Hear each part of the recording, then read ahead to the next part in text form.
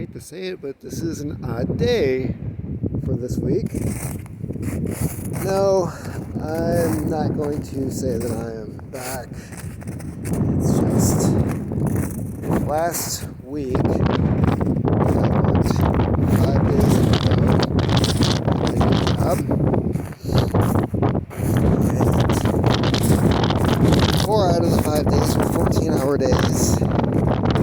Sunday, my 5th day, ended up being a 7-hour day, so I actually got home before sunset. That was nice. So I had yesterday off. Today is Tuesday, and yeah, so high of 36 today, but it is so windy, and it's still in the mid-20s. I don't know if all this wind is like a warm front coming in, or we got something else going on. I don't know, but we've had a couple days of a slow melt-off. Wife went to go visit the family down by the Indiana border, which is like a nice 3.5 hour drive. And it was 60 degrees down there on Sunday. And she said once she hit Grand Rapids, then it was what she describes as Brown Town. No snow, a bunch of stuff melted, mud everywhere, nothing green. And yeah, so I can stand here and complain about still having snow and whatnot, but I'm not looking forward to driving through a bunch of mud and reliving Brown Town, as she put it. So during my 5 days at work, didn't get to do a whole hell of a lot. I still am not on Instagram. Haven't been able to really keep up with the news except for going through some websites last night to try to put a newsletter out for theclapsexperiment.com. And that's really a lot of that was most of the exposure I've had to the news lately. So where I have been, I'm back to doing deliveries, and it's through a third party. So I'm working for other larger delivery companies, but as like a middleman. And where I am delivering, roads, where we go, there are no roads. There also doesn't happen to be any radio for the most part. So none of the stations from Cadillac really come in.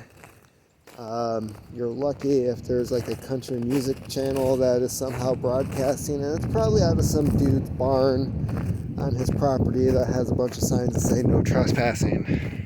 So things I have learned about. Well, I did discover this morning that apparently a dead guy named Dr. Seuss is now on everybody's hit list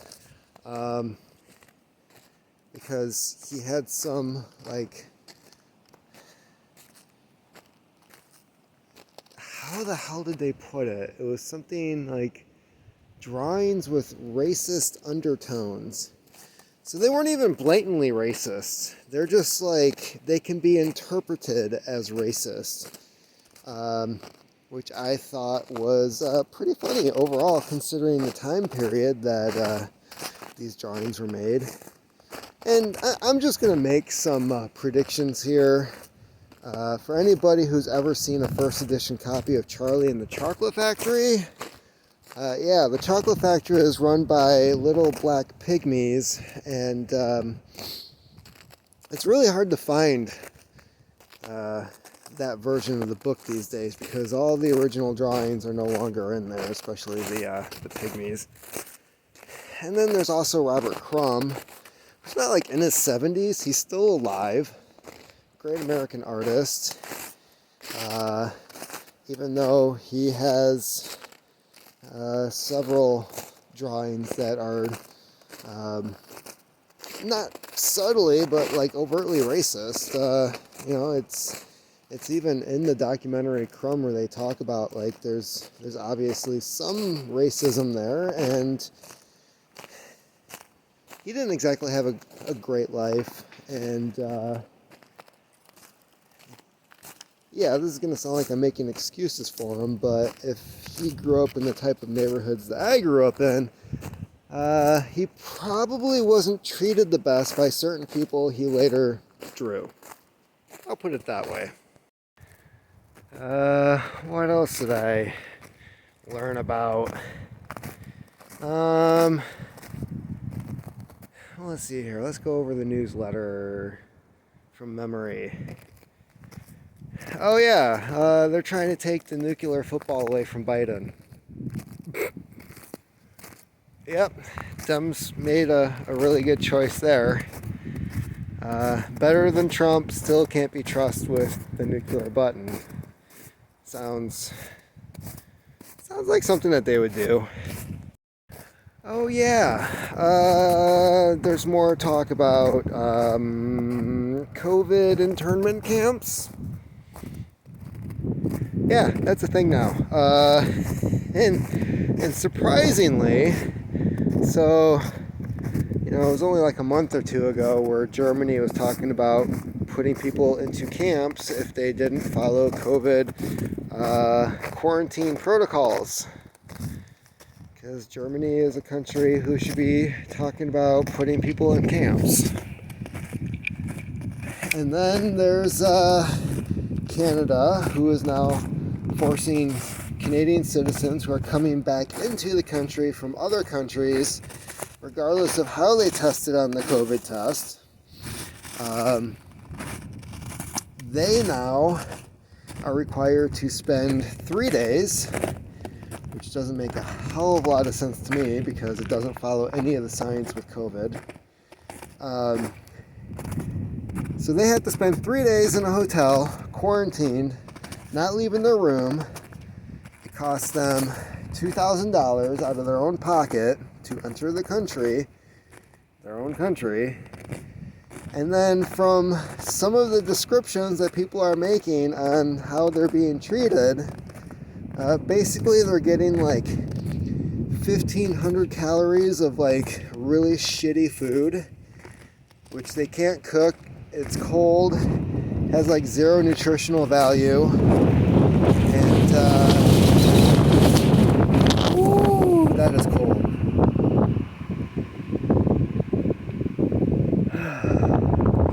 And basically they are looking at going to prison if they leave the hotel before said time period. But again, keep in mind, it takes less than a day to have a COVID test process. Then, if you are positive, it can be up to 2 weeks for you to start showing symptoms. So 3 days? That just sounds really dumb. Wikipedia removed a page that was documenting the theory that COVID might have come out of the Wuhan lab. That page was completely removed. I think the rooster's trying to get some. And then, yeah. So, more censorship. Oh yeah, and Superman is now being canceled because him and Gina Carano were banging like 10 years ago. Good for him. And I still think that she probably should have played Wonder Woman. Because after all, like, only Wonder Woman would have the uterus to handle Superman's sperm. Like he said. Alright, so that is it for me. The only other thing I can think of is there's a lot of stuff that's being removed from Amazon and other places. Clarence Thomas, the first black Supreme Court justice, maybe not. I mean, he is a black. Maybe he wasn't the first. I don't know. So don't go quote me on that. But anyways, the one guy who you think that they'd be sticking up for in the Supreme Court had his documentary removed from Amazon. Probably because he's not playing ball with the Big Brother elitist out there. But still, a couple books also disappeared. I believe one of them was A Million Little Pieces. You paid for it and it was on your Kindle.